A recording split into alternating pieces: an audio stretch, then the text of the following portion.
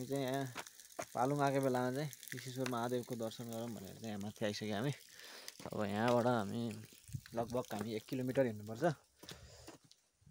हामी चाहिँ तल पालुङ आएको थियौँ, त्यहाँबाट अनि 10-15 किलोमिटर माथि हो, खासै धेरै त होइन। त्यहाँबाट हामी 1 किलोमिटर हिँडेर अब यहाँ दर्शन गरेर फर्किनुपर्ने हुन्छ। भाइ अगाडि गइसक्यो, दर्शन गरेर फर्किनुपर्ने हुन्छ। 1 किलोमिटर चाहिँ हिँड्नुपर्छ यहाँबाट। अब टक्क 1 किलोमिटर हिँड्ने, त्यहाँबाट दर्शन गर्ने फर्किने। यहाँ चाहिँ ब्याक टु काठमाडौँ फेरि फर्किहाल्नुपर्छ, भोलि फेरि हल्का काम छ। अब माथि भेटौँला। हामीले दर्शन गरेर सक्यो, हामी चाहिँ अब निस्किनु पर्ने हुन्छ। हामी दर्शन गरिसक्यो,